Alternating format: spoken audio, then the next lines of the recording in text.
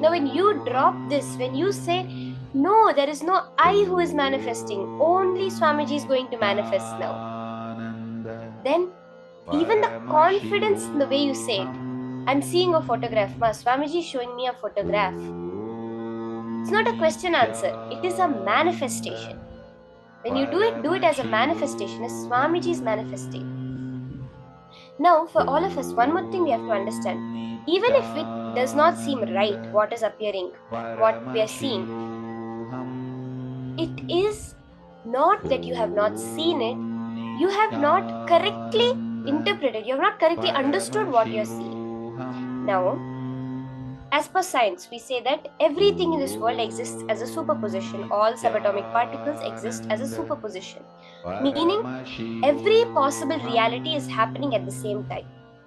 It is when you observe it that it manifests as a particular thing.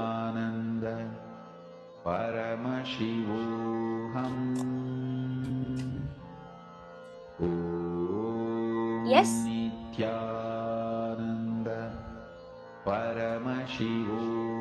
But now this quantum superposition, that is your whole reality, has every possible reality. Now when I'm manifesting, somehow I'm not perceiving that exact reality that is already happened. That is all we have to understand.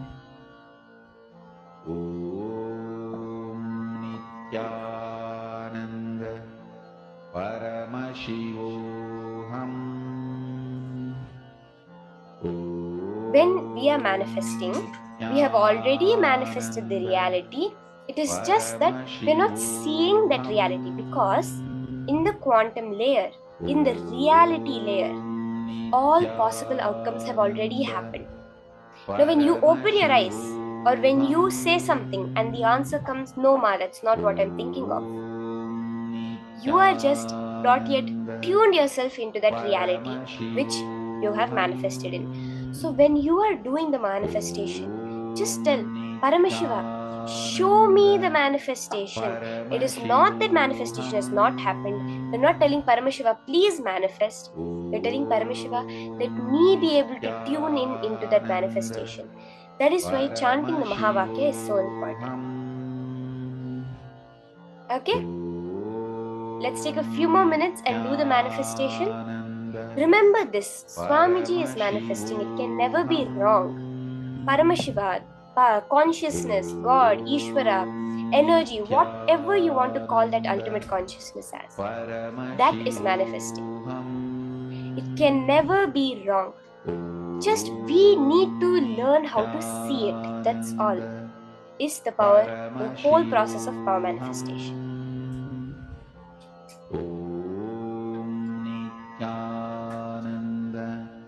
Paramashivoham. Om Nithyananda Paramashivoham. Om Nithyananda Paramashivoham.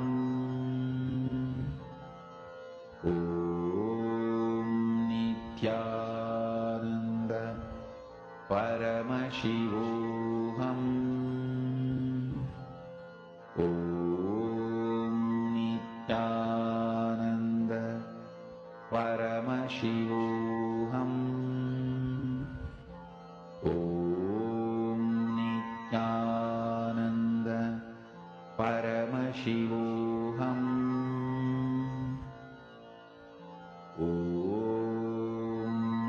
Nithyananda Paramashivoham. Om Nithyananda Paramashivoham. Om Nithyananda Paramashivoham. Nithyananda Paramashivoham. Om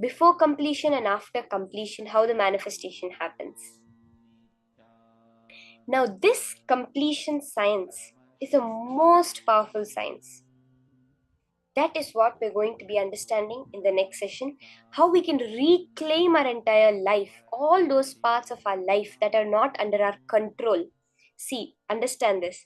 Whatever part of your life you feel is not under your control, whether it is even natural calamities, whether it is accidents, disease, job related, relationship related, all of that, you can reclaim your entire life through this one science of completion. Are we ready? Let's now listen to this reclaiming our life through completion.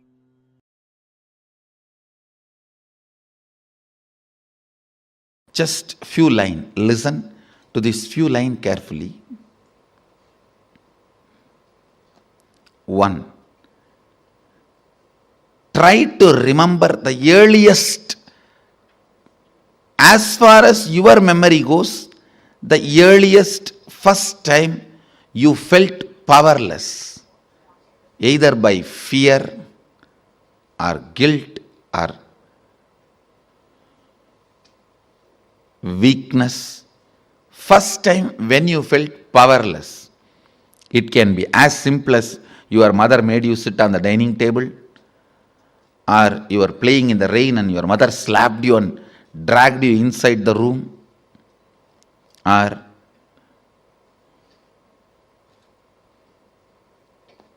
just a stone thrown by your friend or your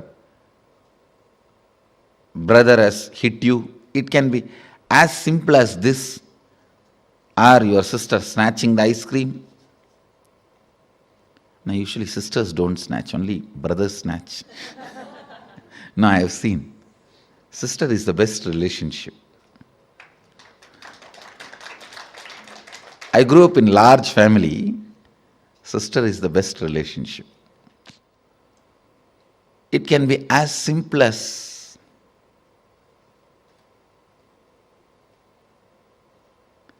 your mom gave one sweet extra to your younger brother. Your dad gave one cloth or jewel extra to your younger sister. It can be anything. First time when you felt powerless, what was your inner image? Means, what did you tell about you to you? What was your outer image? How you showed you to others? How you reacted to that situation? And what was your life image? Means, how did you judge others or life at that moment? Listen, what was your inner image? What was your outer image? What was your life image at that moment? It is almost like a surgery. You have to now cut yourself and see. It's a surgery, literally, because now you will remember an incident which happened at the age of 8. When you try to find out, open that incident, suddenly you will remember something which happened at 6. When you cut and start remembering that incident, suddenly it will open up something which happened at the age of 3. Earliest memory.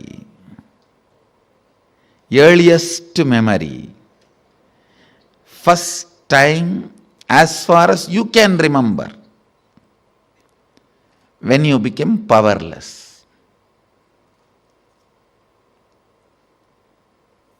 Actually, you will be surprised, because I'm going to blow prana into you. Means awaken your pranic energy. You will remember the memories you never thought, you never imagined you will be able to remember. Actually, only now you will see directly what I can do to your mind. You will suddenly remember the deepest layers of your memory. You may even remember what happened during your birth, and even those scenes you may start seeing. Actually, I am going to blow prana into your navel center. You will be there only, I will be here only. I will be awakening you. See, the navel center means your umbilical cord connection with your mother. That is the zone stores earliest memories. And if that awakens, means Kundalini enters into that navel zone, suddenly you will see from your birth, when they cut that umbilical cord, from that you will start remembering the memories. There are 3-4 rules. Always root pattern will be formed before the age of 7. So the first incident you find will be before the age of 7. If it is after 7, you will have to dig out and you will find it. Always the incident will be before the age of 7. That's one. Second, all major sufferings, whether it is physical or mental, you go through in the life will be connected to that root pattern. It is the root pattern responsible for serious physical or mental sufferings you go through. It starts only from there. And blessed are those who complete with their root pattern when they are young or before it manifests as any serious disorder.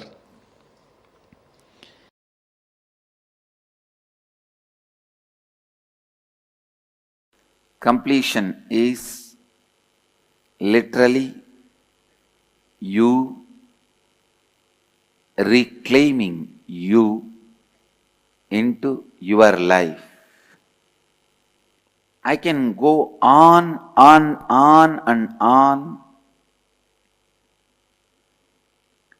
I tell you, the only gap between you and the Vedic tradition, you see in the Vedic tradition we tell like this hundreds of stories where Mahadeva himself came and gave a witness. He himself came and taught lessons. In Vedic tradition we tell so many stories. Surely our masters are not liars and they are not the people with the superstitions. Surely our masters are the people very logical, scientific,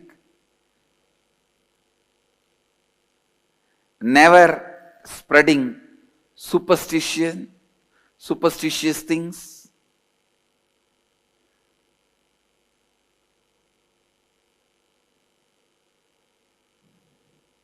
But in the modern day, all these things are thought to be superstitiousness. Why there is so much gap? See, in the Vedic tradition, if somebody curses, it happens. An ordinary housewife, Savitri, is able to stop the sun.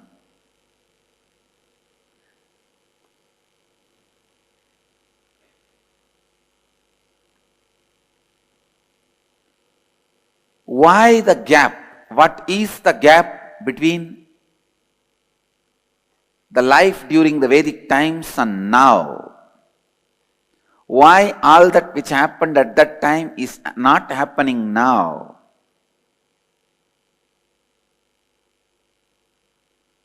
Jnanasambandar gave life to the dead just like that. Why? It is literally impossible now. I tell you, the only gap, why it was happening at that time, why it is not happening now, the answer is incompletions. It is incompletions.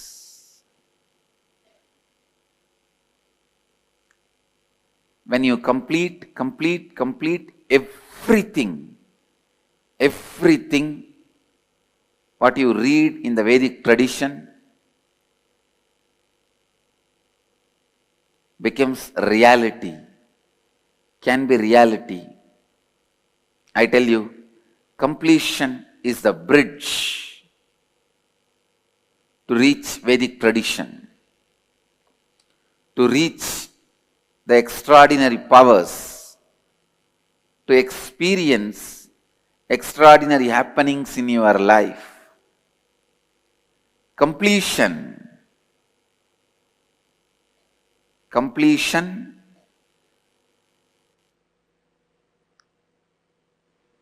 is life. In every level, I can give you the whole list. The only difference between you and Ramanuja, I'm talking about mathematician Srinivasa Ramanujam. The only difference between you and him is level of completion. The only difference between you and Adi Shankara, level of completion. The only difference between you and Dhrinyana Sambandar, level of completion.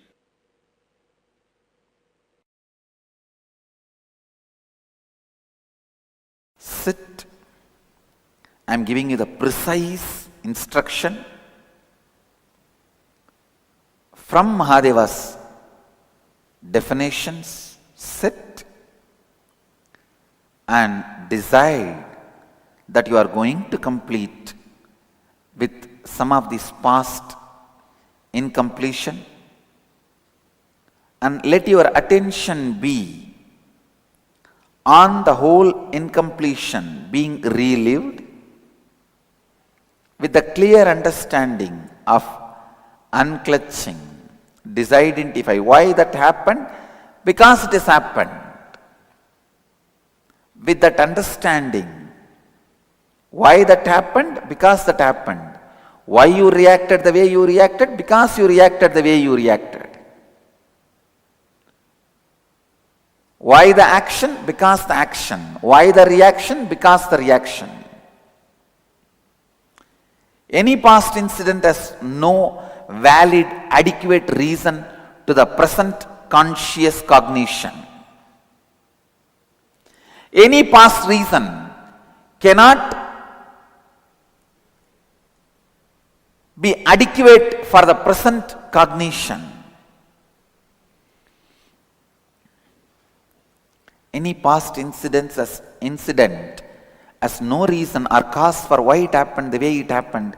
It just happened the way it happened, and it did not happen the way it did not happen. That's all. With this clarity, relive, you will see the form you are able to remember in which the incompletion happened will melt down, will lose its power over you. That is the definition that completion has happened. The incompletions have melted down. Go on, go on, go on. Other than the form you are having this moment, you should not be able to remember any form of the past. Then you become formless.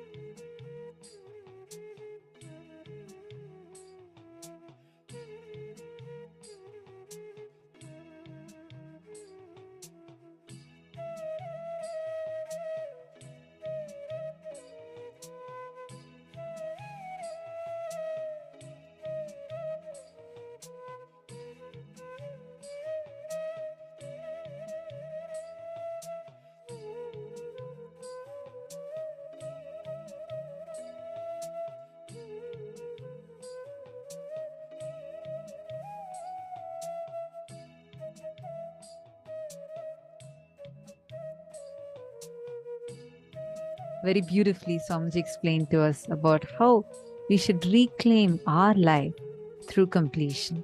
Swamiji explained the power of what completion can do for us in our inner space. How many of you are learning about completion for the very first time here?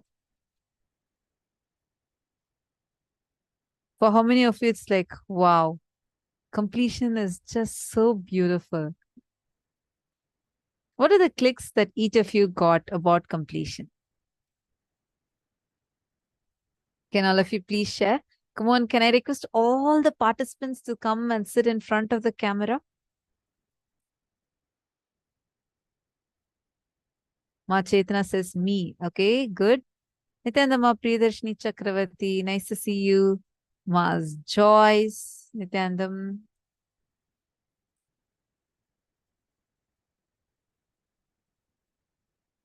Ma Margarita, what was your click? What did you understand?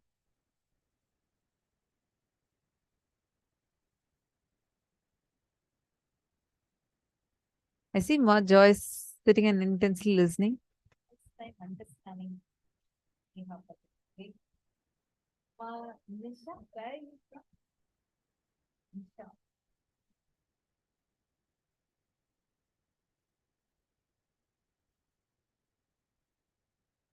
Ma Sneha Patel, don't worry about online see. What we are getting is like a good, right? What we need, we focus for years together. We are getting it just the one single tap, the one name is the. We just need to work on fine-tuning our connection more. And also, Ma, when you're manifesting powers, right? It's not like it's a process. Many times, for like she was saying, 40 years people do penance to be able to have a glimpse of third eye. Here, even you being able to see colors, read people's minds, even you knowing that you have a possibility to manifest itself is the biggest boon. You just need to fine tune, and this is just the day 2 of the program. Constantly practice the science. And the best news for you is it's a science, means it's tested, time tested, and foolproofed. So this is a science that will work for you. You just need to keep applying these truths again and again, practice the science of completion. You will start manifesting.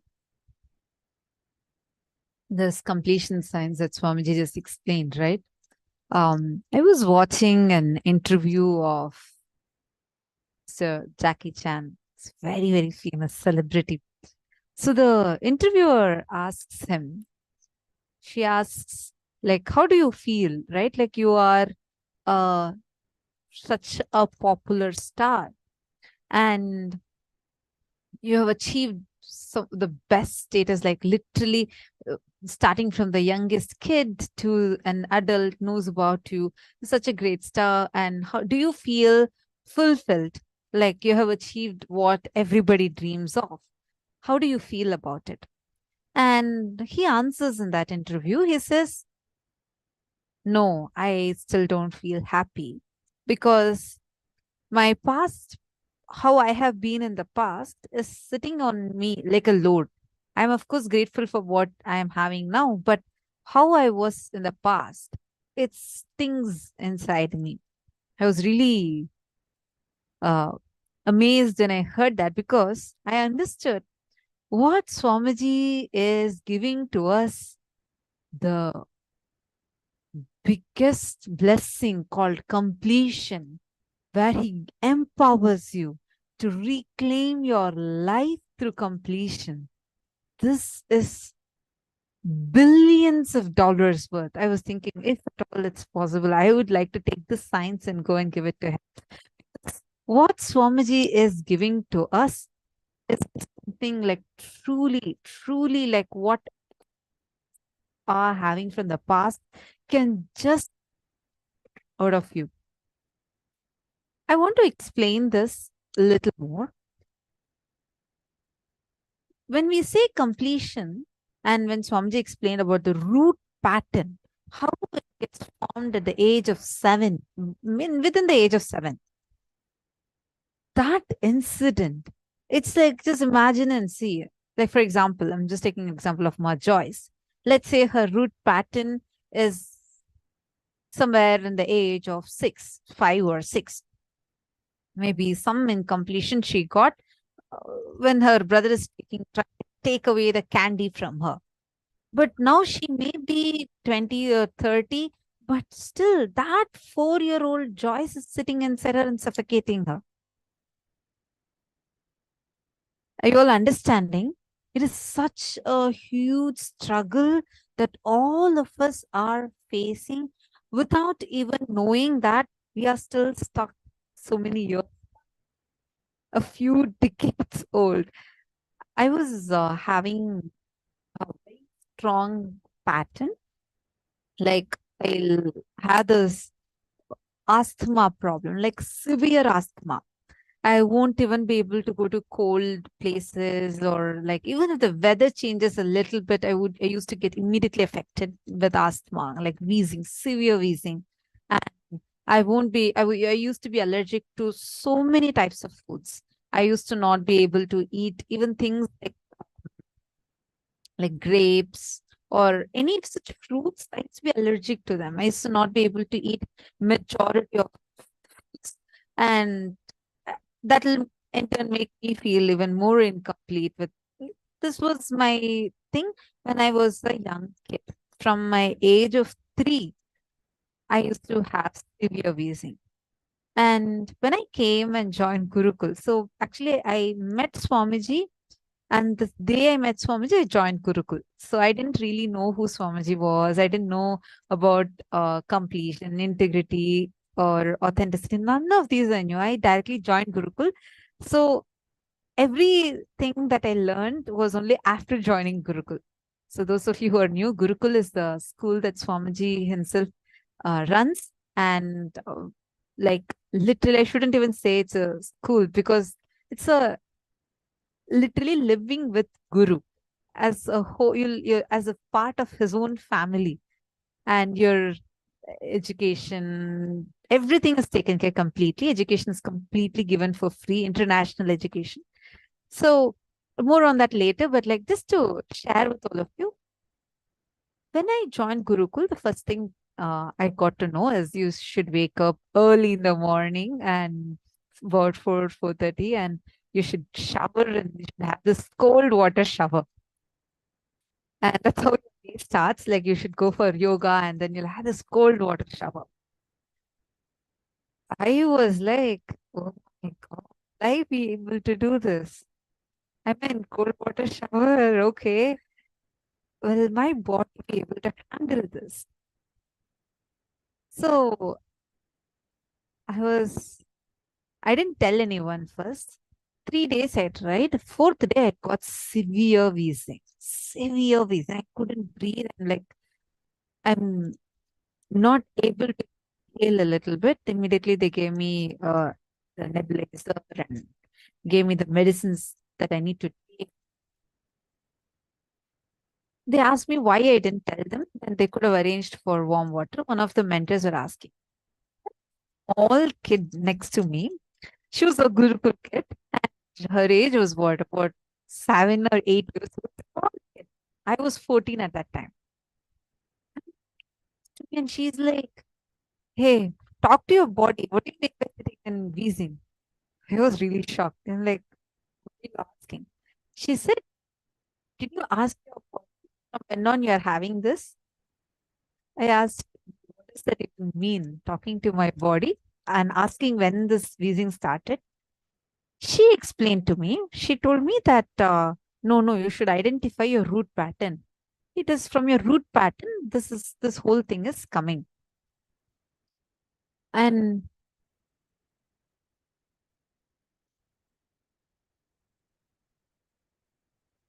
sorry, is this better, Nithyanandam? I'm seeing that my voice is breaking. I see some comments. I hope now it's better. Okay, thank you so much, Masneha. So this kid, small 7-year-old kid, comes and asks me like this. Then I went and like that day I took the nebulizer, but then after that I went to my mentor. I asked her, Ma, what is this? This kid is coming and telling me like this. That time she explained to me, she guided me with this science of completion. First time I understood that the very first time I was only a 3.5-year-old kid. And in front of me, there was a family fight happening. And that whole scene affected me so much. So any time I had a feeling of being unloved, I started getting triggered into this wheezing. The moment I understood that and completed with that, and then she explained how, based on that, then I'm building all other conditioning, saying that this cold water is going to affect me, the weather is going to affect me, these fruits are going to affect me. These are all conditionings. But the fundamental root was that incompletion I got when I was just a 3.5-year-old kid. After that, I completed. Never again, because of cold water or because of these external situations, never this wheezing came back. Always it'll be some thought current. If it triggers, then I will know how to complete and get back. It was never because of the cold weather. That cold weather and the thing and feeling unloved, and because of that, my body getting triggered, it just completely disappeared for the first time for like so long, with no wheezing and without a puff. Like from after that day, I never carried the puff anymore with me. It was not even a requirement before and all. Even for a few minutes, if I'm going walking and coming back, or I'm playing and then coming back, I had to have that puff. But after this completion, there was that whole dependency on this puff completely disappeared. Understand the science of completion. It's so powerful, whether it's in your health or in the aspect of your relationships, even the way how you relate with yourself. This will completely transform that. How many of you are understanding this? See, now we are all going to be doing this completion process, and we are all going to do this step by step. We'll explain it to you. And just dissect and understand your inner space, you will actually see right now so many patterns that you're actually struggling with to get yourself free from. You will simply start liberating yourself from that. Swamiji always gives us one analogy. How many of you have been to Indian temples, the Hindu temples in India? And how many of you have seen the elephants being tied in the Indian temples? If you see the Indian temple, elephants will be blessing you when you go there. How many of you have noticed it? Or how many of you have been there? Could you all put in the chat?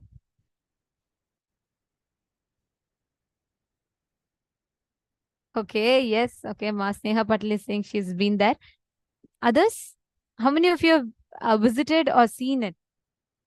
Okay, Ma Jayanti has seen it. That's all. Only so many people?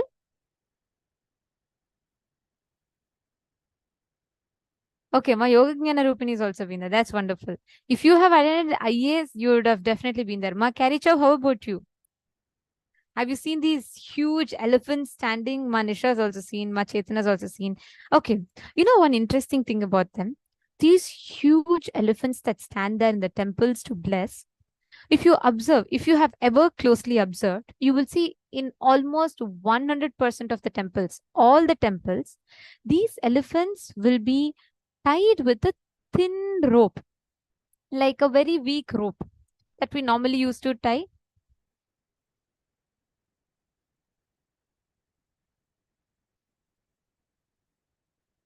Sorry for that technical glitch.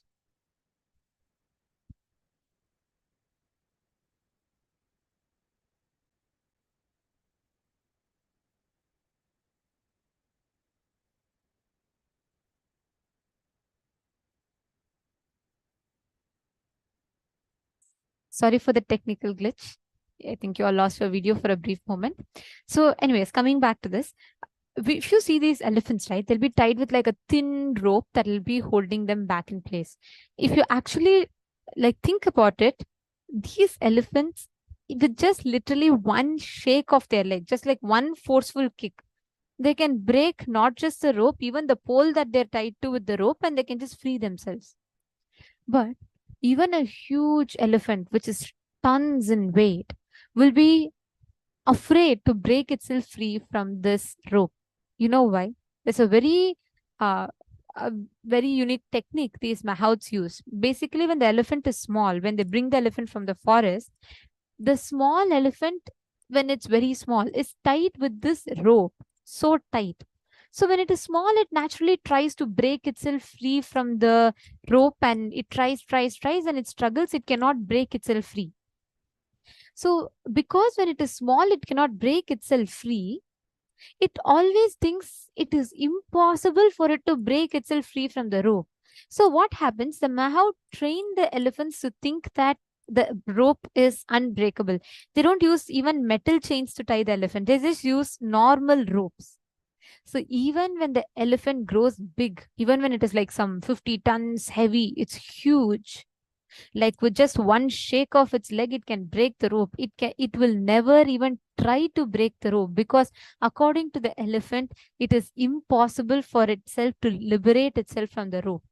All our incompletions are like that. When we are small, we fall into some incompletion. Again, we try from that incompletion and fall back into incompletion, because we don't know the signs of incompletion. We're all like that young elephants. When they try to free themselves from the rope and they cannot, they decide forever they can never liberate from themselves from that rope. So after they grow up, the mahouts don't even need to get them a tighter rope. Even if they have like a complete possibility to break free, they will not break free. That is exactly how our mind, how the life, the Maya continuously trains us. It constantly keeps you in that incompletion. Whenever you try to go become a little normal, again it beats you back into that incompletion. So what happens? By the time you grow up, you decide, oh, that's all is life. This is all I am. That's why every time when you start out, you start your life with completely thinking that, oh, yes, everything is fine. And, I can become a superhero. I can manifest powers. I can do this. I can do that. We come with so many such possibilities in our inner space. But only when you grow up, this Maya starts acting so strong on you. It hits you back each time that even if you want to, you will never be able to come to the space of completion. Are you all understanding? So this process, you that shackles of incompletion that binds you, which is very weak in itself. But because from young age, it has been continuously training you to be within its clutches, it will feel for you almost impossible to break free from that. See, Ma Chetana is asking a question.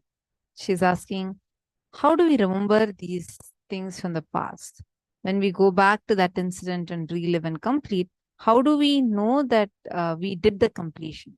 I do get those thoughts. I remember those incidents many times, and it's like I have relived, still trying to understand how completion works when it is still painful when we relive or go over that. Okay, so here comes a very important question, because reliving is not the same as remembering. When you remember, you're remembering as Chetana, Ma Chetana now in a present moment and referring to the past incident.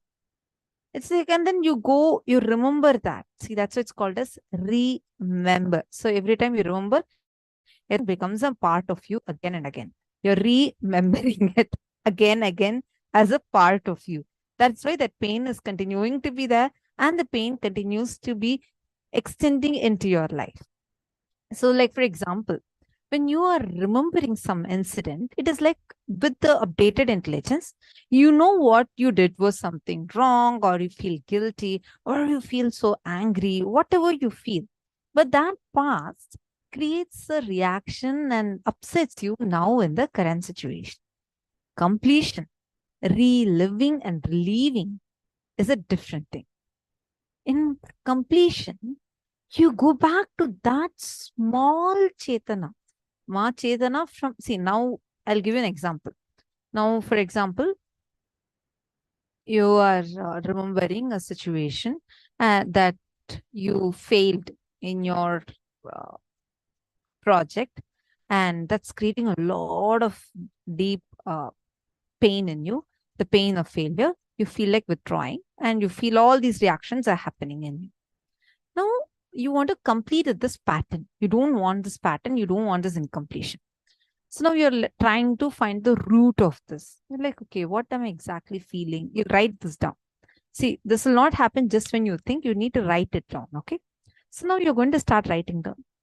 Why am I feeling this? When all have I seen this kind of reaction happening in me? Okay, I remember when I was 10-year-old and I was standing like this here in this particular place, this is the same thing happened. So you're going to write the entire incident 5 times. When you write it in detail, going back to the 10-year-old Chetana, not the Chetana that's there right now, with her upgraded thinking, with her, for you, that 10-year-old situation might be silly. You are not going to be sitting and feeling bad at that time. You'll only feel like, no, I should have corrected myself. But when you go back to that 10-year-old from now, go back to the same situation. At that time, you felt pain. Go to that pain. See, right now, the reactions you're having is all like there's already a pus wound existing. When someone touches that pus wound, so you're trying to cover that pus wound. All these years, what you've been doing is a pus wound is there, but you're trying to cover it. And then when someone else just touches the band-aid, you still feel pain. And you call that pain as the pain, but it's not the pain because the pain is coming because of the wound which is there inside. It's not because of the person outside. Even many times, even in relationships, you feel like many people have this feeling unloved as a pattern. You would be thinking that the person in front of you is making you feel unloved. But actually, it's not a person outside itself that's making you feel unloved. When you trace back, you'll understand this is the same reaction you have been having throughout. Today, it was your spouse, but 20, 30 years before, it was probably your mother. If you go back to that situation, let's say you're playing in the rain and she saw you playing and she just slapped you and dragged you inside the house and said, stop playing in the rain. I told you so many times, you're grounded. You can't go out of this house for next 1 week. And then you're sitting and crying. That time you are only 4-year-old or 5-year-old kid. For you at that time, you feel like your mother is a demon. She's hitting you and she does not like you. She does not love you. All these statements would have gone in you when you were that 4-year-old kid. Now you'll feel like, no. My mother did it out of her love. She did it completely just to protect me from that rain. Otherwise, look, I would have gotten fever. Right. But that knowledge you're having now, that's your upgraded thinking. When you go back to that small Chetana who is just a 4-year-old kid and relive, go back to the same body. See yourself playing in the rain. Go back to that same situation. Suddenly your mother is coming and shouting at you. You're not listening. She's hitting you. The pain you're experiencing. Consciously, when you completely relive any emotion, it'll get relieved from you. Understand that is why it's called as incompletion.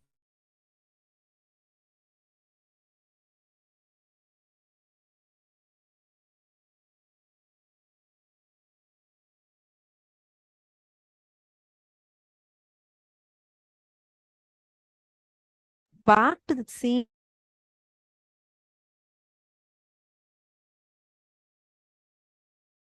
understanding the difference, Ma Chetana? Remembering is from this moment. You will Nithyanandam, are you all able to hear me? Okay. So remembering is just remembering as you're just remembering it. But reliving is you're going back to that situation and you're reliving from that situation. That will completely relieve you because you're giving the emotion as long as whenever you suffer with something, that means that incompletion, that emotion, you've not relived it fully. when you relive it fully, that pain and suffering will suddenly leave you. Then no more it will have any impact on you. Are you clear, Ma?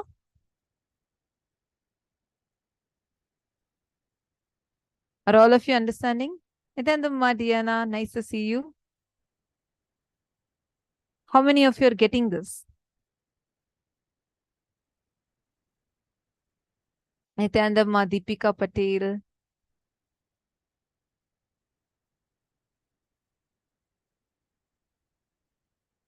See many of you here. I request you all to share with us if you're understanding the whole process of completion clearly. And if you have any other doubts, you can ask. How many incompletions are there? As much as you have. But yeah, every thought that again and again comes to you, anything in you which is otherwise that you are divine is an incompletion. Anything. Even if something tells you you're a human being, it's an incompletion. It's at different levels. Most importantly are our root patterns. The main patterns like anger, jealousy, fear, phobias, all of that are the main patterns we need to complete. It's like the root. So if the root is removed, then the whole tree is kind of just uprooted. So you don't need to worry about remembering so much. You just go back to some incident sitting in you as a pain pattern. Something when you remember which triggers pain in you. Just go back to that incident. Now let's all do that exercise. See, Mas Neha, you're asking, how do we identify that root pattern before 7? I don't remember anything of that age. Actually, this is a common thing that all of us think. But the truth is, all of us have that memory inside of us. Just with yourself. See any recurring pattern, the pattern that causes the most powerlessness in you. What's the pattern? Now, any past hangover that is sitting inside of you and suffocating you, causing you powerlessness, is the incompletion. When that incompletion repeats again and again and again, over and over in a period of time, based on a particular situation or something, whatever the external reasons might be. But if you are having the same kind of reactions to it, like you withdraw or you cry, you break down, you feel that everybody hates you, you feel there are like certain same type of words, like a cliche words that keep running in you every single time. You first identify that and write that down. We'll explain the process now. Just go back to the earliest memory you have. You may not be remembering anything from your 4-year-old, but you would be remembering something, let's say, from your 20 years old. Write that and complete it. Suddenly, when you relive the second or third time, you'll suddenly remember something much when you were younger. Maybe you'll remember from your age of 10. Then when you go back and try reliving that, you will remember something much, much, much before that. You may have a question, okay, what if I don't remember the exact incident? Like, how will I know what color dress I was wearing? How will I know what I was telling at that time? I vaguely remember. I remember what my friends told me. I remember from what my mother told me, my sister told me. Even those things, however you remember, relive from that. You will suddenly start seeing the exact visual coming in you. Are all of us clear? Let's enter into the process.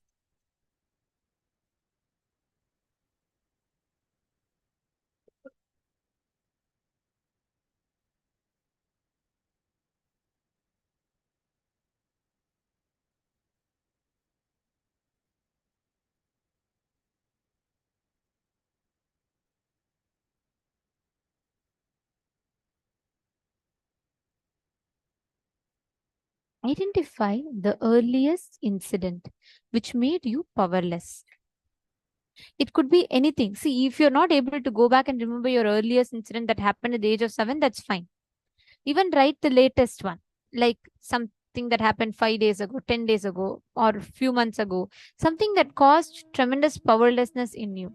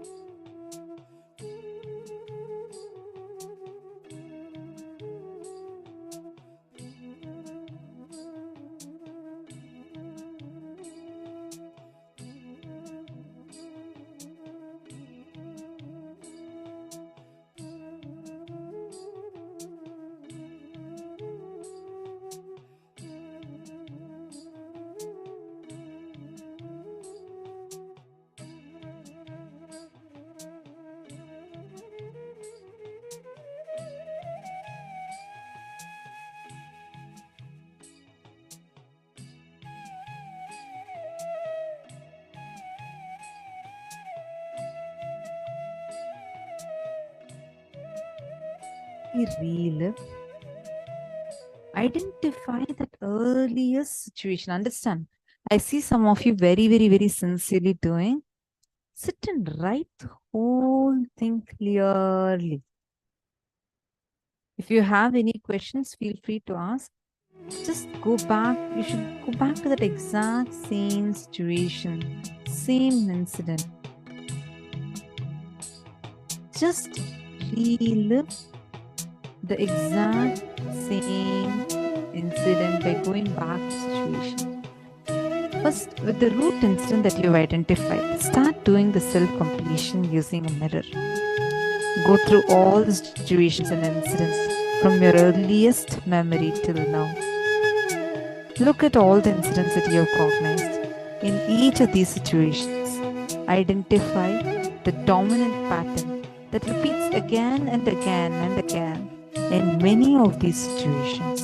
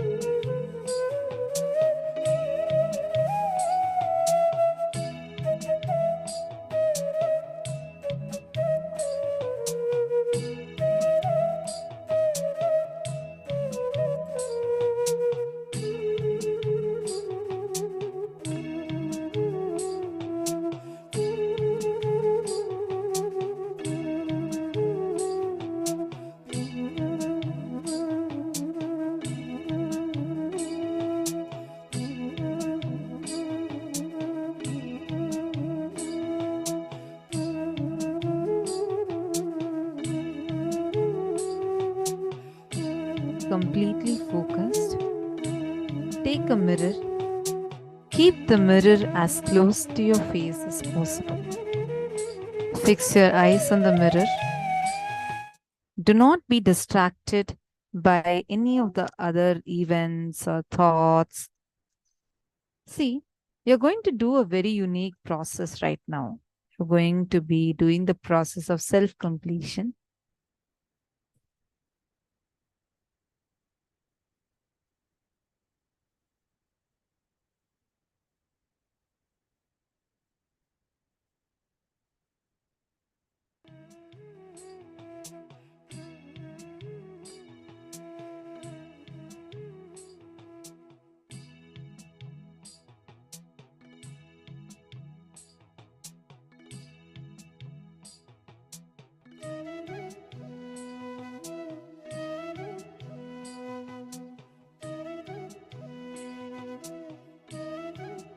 everyone to please take a mirror, keep the mirror in front of you. Listen, this is a very powerful process that we are going to be entering into.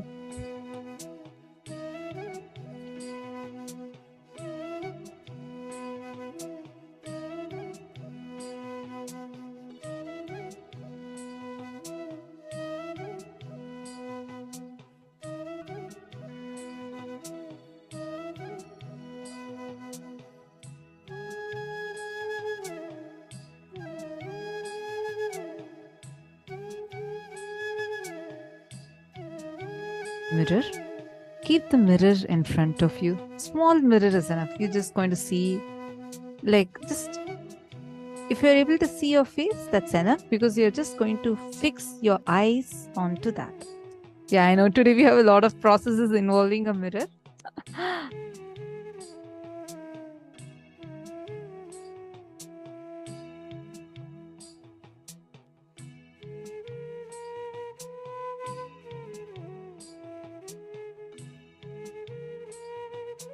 Please take the mirror.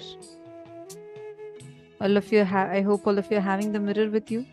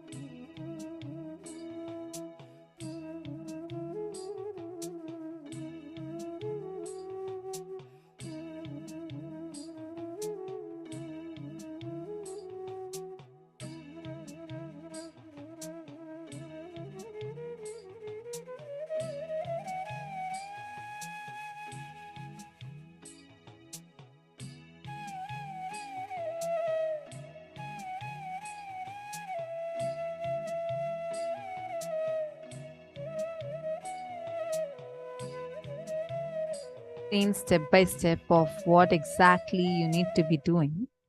See, right now you're first going to be taking a mirror, and in the mirror you're going to fix all your three eyes onto your reflection. Now start watching it like how you would watch a movie. You're going to literally watch the entire incident that had happened, whatever you want to relive, on the mirror. Literally, it will start appearing on the mirror. You're going to watch it like how you watch in the television. You're going to watch it exactly like that. So sit and start doing the Swapurnatva Kriya, self-completion process right now. Please start.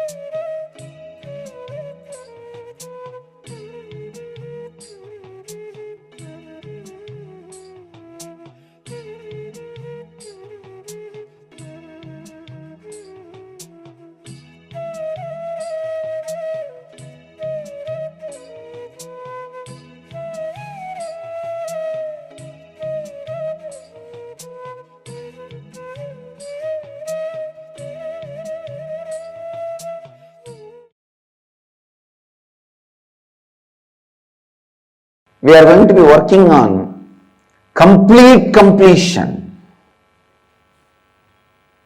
Please understand, just by removing a tree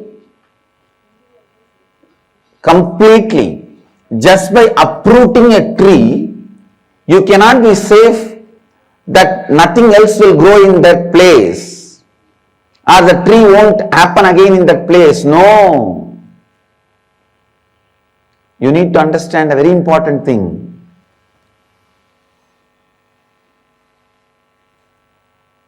If you just see outside, the ground where Nithyananda Sabha is going to be built, there are hundreds of neem trees.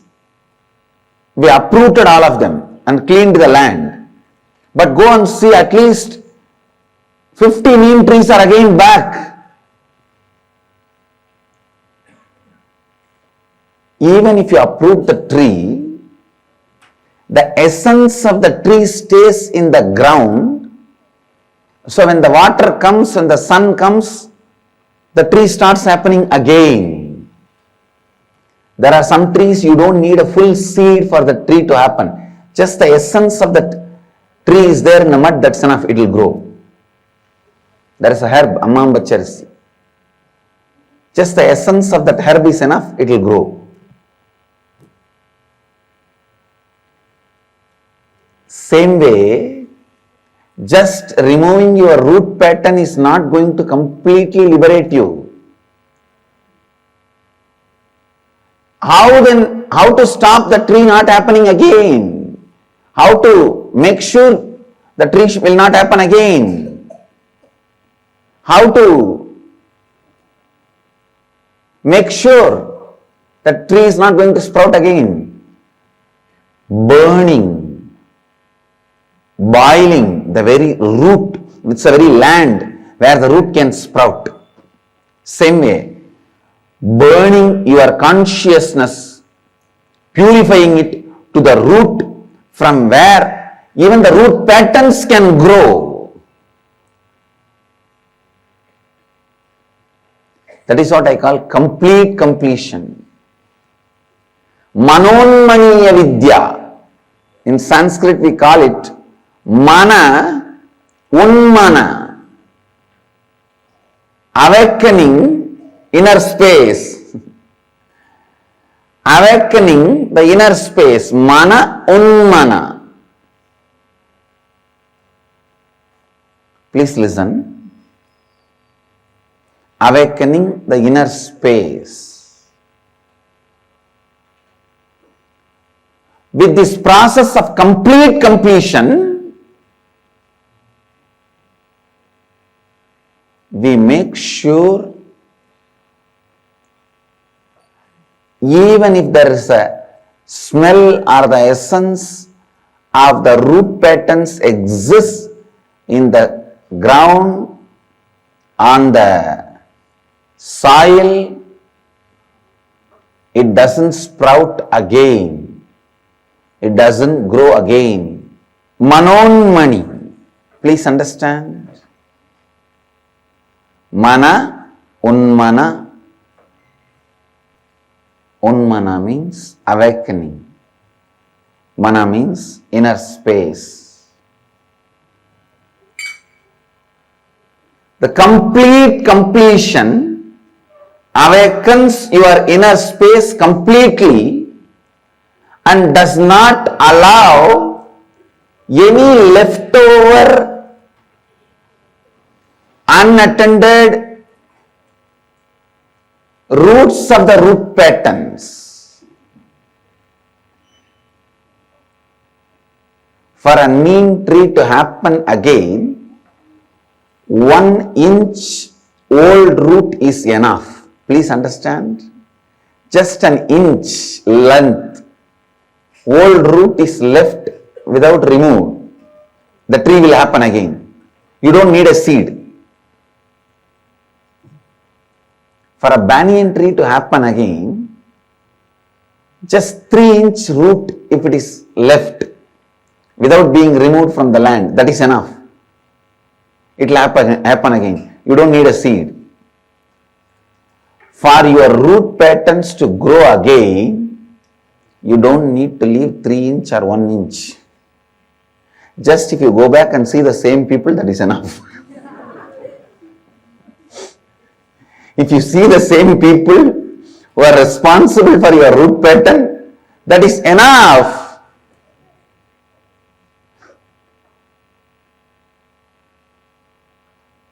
Understand?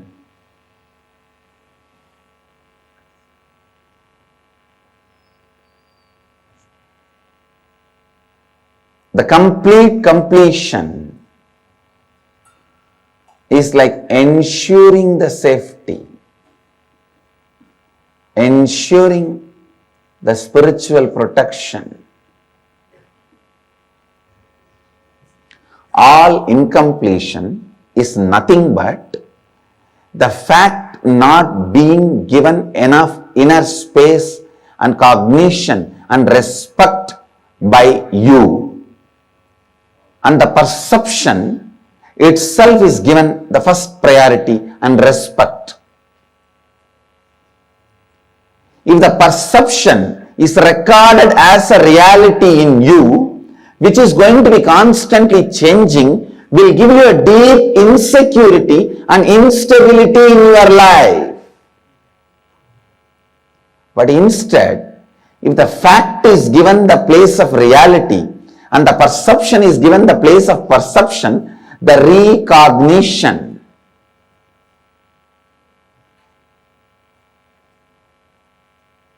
the change of perception will not lead to more and more incompletion. And the fact does not influence your decision and perception influences your decision. I asked you to get five examples. The perception influencing you as a fact and forcing you to take decision, and fact influencing you as a perception and forcing you to take a decision. Every time when you do completion, every time when you are completing, you are moving from Purusha to Mahapurusha, Mahapurusha to Siddha Purusha. Manonmaniya happens in you. Mana Unmana happens in you.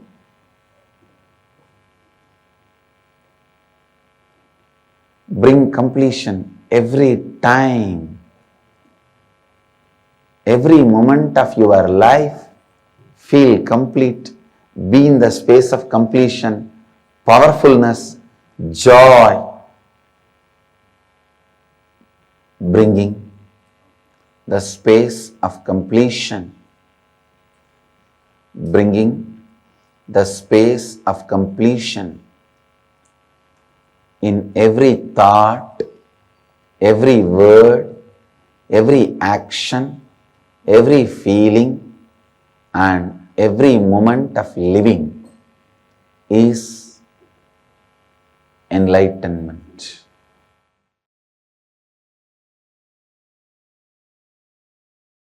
How both complement each other. Please understand. Ultimately, the complete completion happens when you don't even bother about complete completion.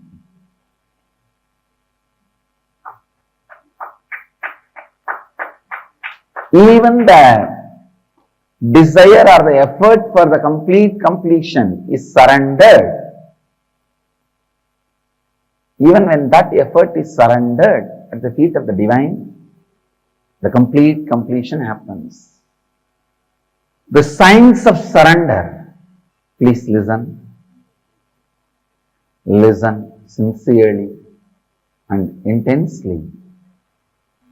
The more and more completion you do, the more and more the surrender starts happening in you.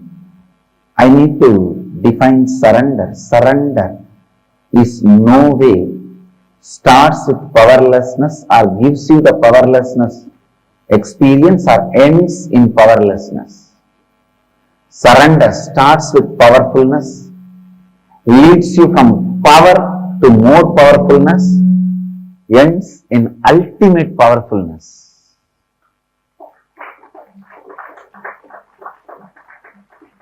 Surrender is no way connected to powerlessness. Many times in your powerlessness, the giving up, you call it as surrender. No, giving up is not surrender. Giving up is not surrender. Listen, giving up is not surrender. A Shiva Bhakta will never give up on himself or others. Surrender doesn't come by powerlessness. It comes by tremendous powerfulness. The science of completion and the science of powerfulness both complement each other. The science of completion and science of powerfulness both complement each other. When you complete more and more, you become powerful. When you surrender more and more, you become powerful. More completion leads to more surrender leads to more completion. Completion is nothing but falling in love with your higher self. Decide to reside in the higher self. Surrender is nothing but falling in love with the embodiment of higher self, your Ishta Devata. Your Ishta is nothing but your higher self. Surrender should lead to more and more Ishta, not Kashta.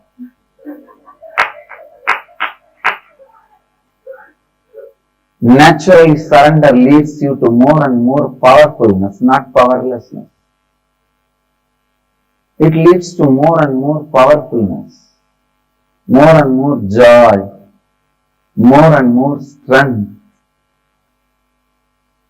Understand? When you carry the space of surrender, everything in the life listens to you. Even a plant drops all its thorns just by your request. How do you think just our Gurukul kids are able to talk to plants and the plants are listening to them?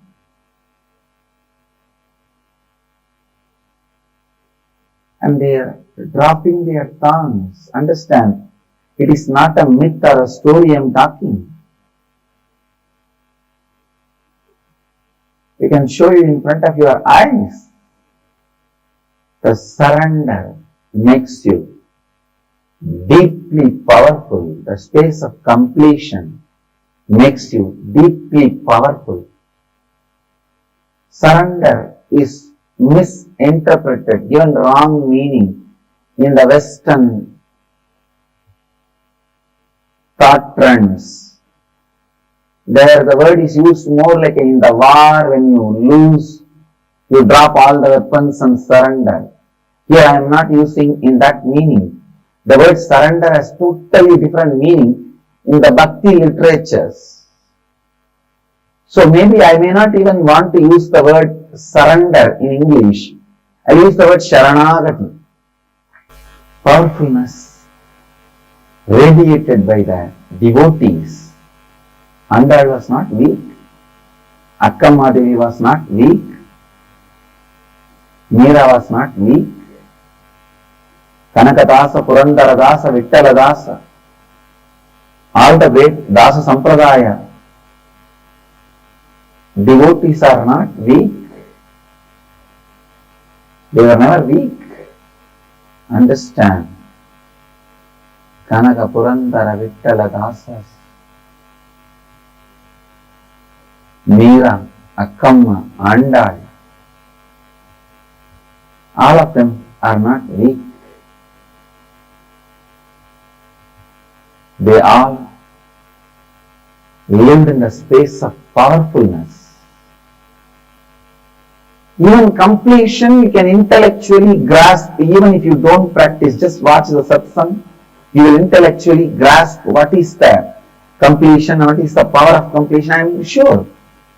So the completion can be understood even if you listen intellectually, but the sharanagati is surrender. You need to see somebody experiencing and radiating it.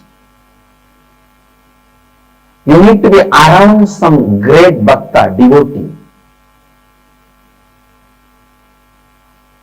Because it is such a beautiful experience. You need to see that radiating in the body language. Saranagati, surrender, can't be understood just by the intellectual. Intellectually, if you try to understand, it will only lead to that surrender happens during the war period. Only that meaning you will get it. It's not a powerlessness, kind of a giving up, a failure, dropout. But the Bhakta Sampradayas, the Bhakti traditions do not mean that kind of a surrender here. You become more and more powerful, more and more strong, more and more intelligent. The Bhakti Sampradaya, its definition of surrender is totally different. So understand, more and more practice of surrender leads to more and more experience of completion. More and more experience of completion leads to more and more practice of surrender. When the science of completion connects with the science of surrender, the space you create becomes reality. Because all your individual incompletions should be completed. When you are complete, your individual identity should be surrendered to the cosmos. Then cosmos functions through you. Individual identity is made out of bunch of incompletions.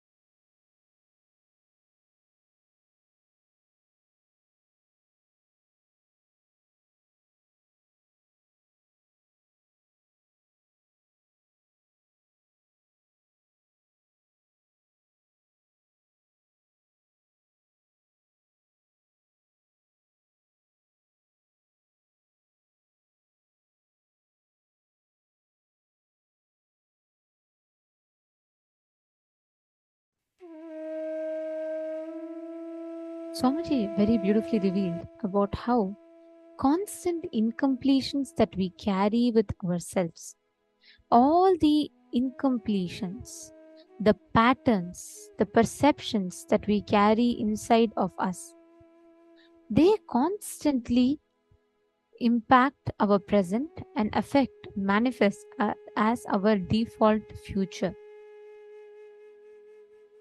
All the incompletions that we carry, every incompletion that we carry is nothing but the fact not being given enough inner space and cognition and respect by you. And the perception itself is given the first priority and respect. If the perception is recorded as a reality in you, which is going to be constantly changing, it will give you a deep insecurity and instability in your life. The perception that you carry, if that is constantly changing, it will give you a lot of instability and it will give you insecurity in your life. But instead, if the fact is given the place of reality and perception is given the place of perception, the recognition, the change of perception will not lead to more and more incompletions. Very simple fact. Okay, see, for example, let's say when you are small, you fail in an exam. You go to your father to tell that, you've gotten, let me not say even fail, let me say poor marks, okay, not as good. Instead of an A, you got a B. And you go to your father and he gets angry and he just slaps you. If that is one situation, I'm just giving an hypothetical example. Now, how would you take it? What do you do typically?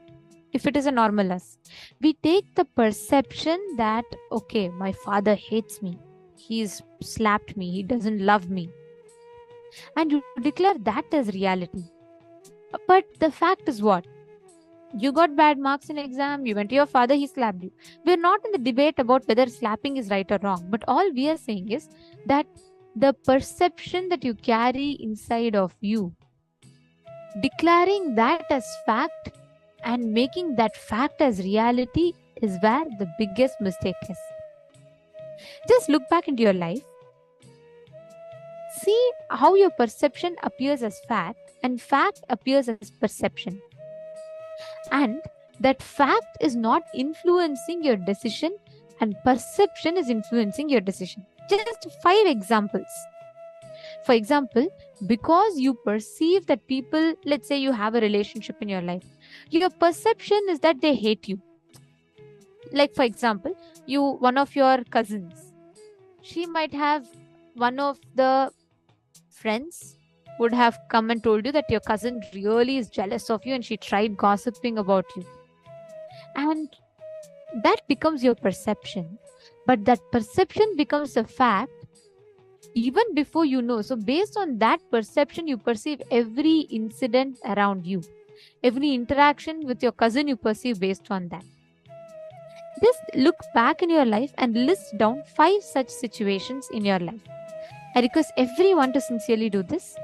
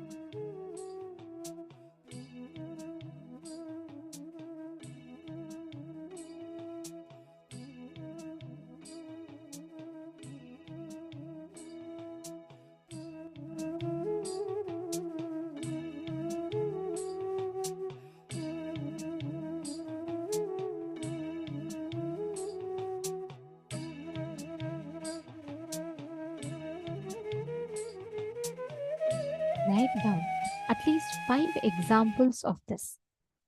Another example that you can have is you may feel the fear of cancer because the next guy who works next to you is smoking. The passive smoking cancer fear may be looking very possible for you. And the machine which directly you are working, even if you miss one moment, your hand will go away, that accident will be impossible for you. This example is to show about how the perception, the permutation combination of perceptions, permutation combination of the perceptions which we declare as facts. So write down at least 5 such examples where you declare the perception to be reality. Some perception someone told you that becomes the fact and becomes reality, whereas the fact will not even look close to reality for you. It will just seem like a perception for you.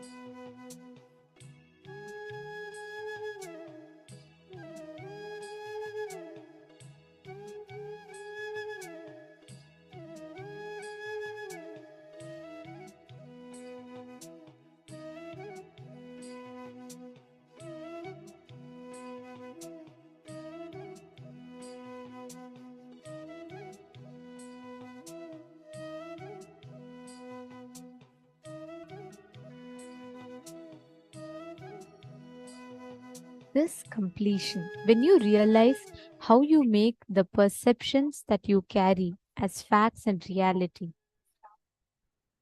that becomes the very way you constantly function.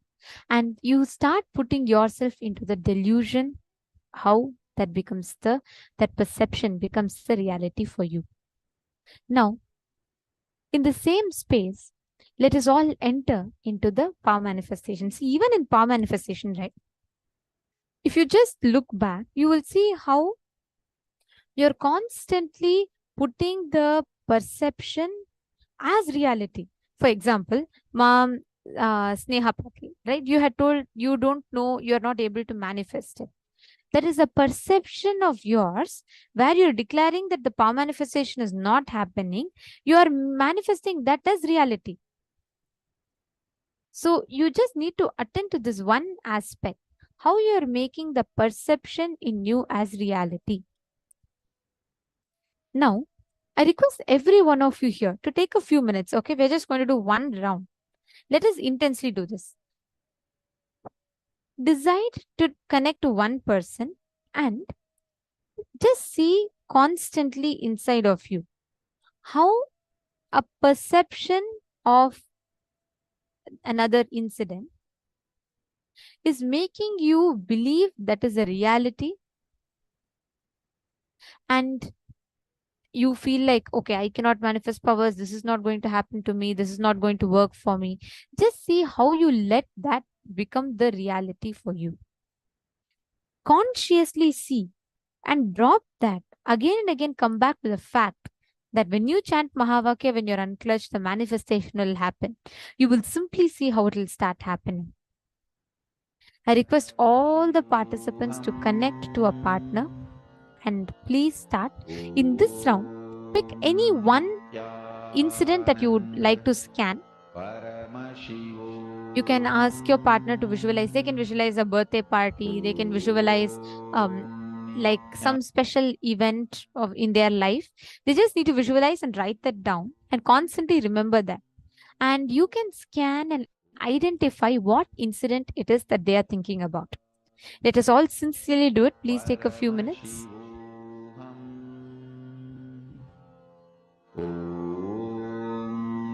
Nithyananda Paramashivoham. Om Nithyananda Paramashivoham. Om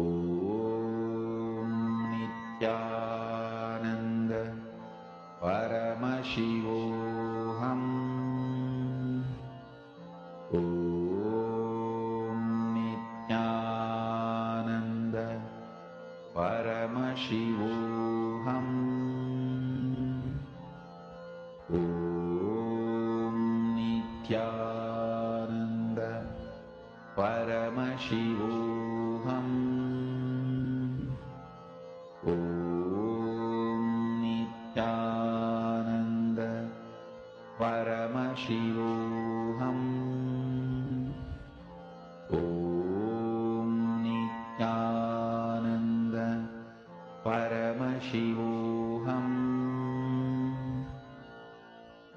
Om Nithyananda Paramashivoham.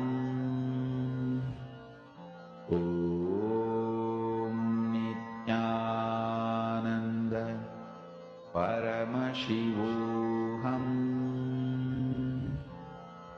Om Nithyananda Paramashivoham.